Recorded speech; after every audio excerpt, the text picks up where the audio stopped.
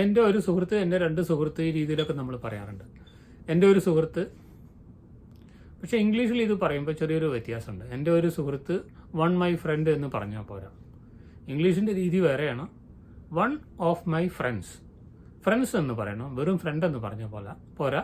കാരണം അത് എൻ്റെ സുഹൃത്തുക്കളിൽ ഒരാളെന്നാണ് ഇംഗ്ലീഷിൽ അത് ഉദ്ദേശിക്കുന്നത്. അപ്പോൾ വൺ ഓഫ് മൈ ഫ്രണ്ട്സ്, എൻ്റെ സുഹൃത്തുക്കളിൽ ഒരാൾ എന്നാണ് ഇംഗ്ലീഷിൽ. അതിൻ്റെ അർത്ഥം എൻ്റെ ഒരു സുഹൃത്ത്, എൻ്റെ ഒരു ഫ്രണ്ട്. അപ്പോൾ അത് പറയുമ്പോഴും ശ്രദ്ധിക്കണം, വൺ ഓഫ് മൈ ഫ്രണ്ട് അല്ല, വൺ ഓഫ് മൈ ഫ്രണ്ട്സ്, എൻ്റെ സുഹൃത്തുക്കളിൽ ഒരാൾ, എൻ്റെ ഒരു സുഹൃത്ത്. ഇനി രണ്ടു പേരാണെങ്കിലോ, two of my friends, two of my friends, എൻ്റെ രണ്ട് സുഹൃത്തുക്കൾ, എൻ്റെ സുഹൃത്തുക്കളിൽ രണ്ടുപേർ, എൻ്റെ സുഹൃത്തുക്കളിൽ രണ്ടുപേർ, ടു ഓഫ് മൈ ഫ്രണ്ട്സ്. അപ്പോൾ എൻ്റെ മൂന്ന് സുഹൃത്തുക്കൾ എന്നാണെങ്കിൽ പറയേണ്ടതെങ്കിലോ, അപ്പോൾ three of my friends, three of my friends, എൻ്റെ മൂന്ന് സുഹൃത്തുക്കൾ, എൻ്റെ സുഹൃത്തുക്കളിൽ മൂന്ന് പേർ എന്നാണ് ഇംഗ്ലീഷിൽ രീതി. പക്ഷേ എൻ്റെ മൂന്ന് സുഹൃത്തുക്കൾ എന്ന് മനസ്സിലാക്കണം. അതുപോലെ തന്നെ ഒരു നല്ല പ്രയോഗമാണ് ഇന്ന് ഞായറാഴ്ചയാണ്. ഇന്ന് ഞായറാഴ്ചയാണ് എന്ന് പറയാൻ പലരും പറയുന്നത് today is Sunday, today is Monday, today is Thursday. ഇത് ശരിയായിട്ടുള്ള രീതിയില്ല. ഇന്ന് ഞായറാഴ്ചയാണ് എന്ന് പറയണമെങ്കിൽ ഇറ്റ് ഈസ് സൺഡേ ടുഡേ എന്ന് തന്നെ പറയണം ഇംഗ്ലീഷിൽ. ഇന്ന് തിങ്കളാഴ്ചയാണെങ്കിലോ it is Monday today, it is എന്ന് വെച്ചിട്ട് വേണം പറയാൻ. ഇന്ന് ഞായറാഴ്ചയാണ്, ഇറ്റ് ഈസ് സൺഡേ ടുഡേ, ഈ രീതിയിൽ തന്നെ പറയണം. ഇനി ഇന്ന് എന്നുള്ളതിന് നമ്മൾ ടുഡേ എന്ന് പറയും, ഇന്നലെ എന്നുള്ളതിന് യെസ്റ്റർഡേ എന്ന് പറയും, നാളെ എന്നുള്ളതിന് ടുമാറോ എന്ന് പറയും. ഇന്നലെ യെസ്റ്റർഡേ. അപ്പോൾ മിനിഞ്ഞാന്ന് എന്നാണ് പറയേണ്ടതെങ്കിലോ ഇന്നലെ മിനിഞ്ഞാന്ന്, ഇന്നലെ യെസ്റ്റർഡേ. അപ്പോൾ day before yesterday, the day before yesterday എന്ന് പറഞ്ഞാൽ മിനിഞ്ഞാന്ന്. അപ്പോൾ നാലാം നാൾ എന്നാണോ പറയേണ്ടതെങ്കിലോ two days before yesterday.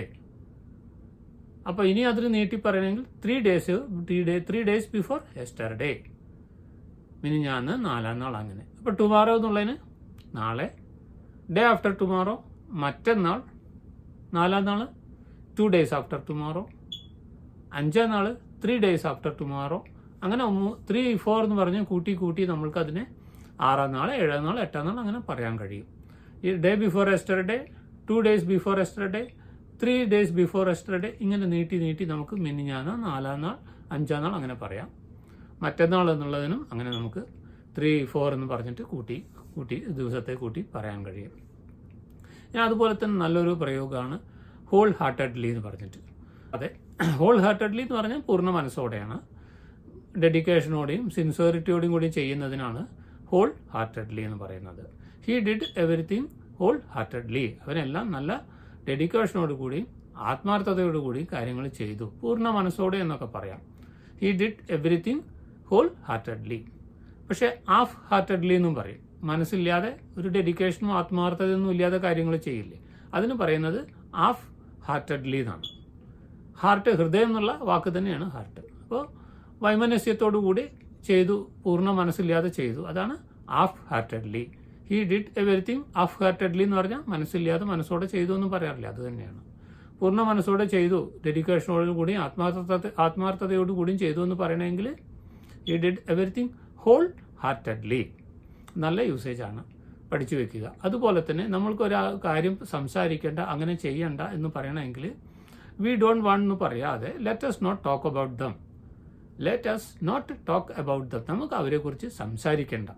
V don't want to talk about them എന്നല്ല, കുറച്ചുകൂടി നല്ല യൂസേജാണ് let's not talk about them, let us not talk about them, നമുക്ക് അവരെക്കുറിച്ച് സംസാരിക്കേണ്ട.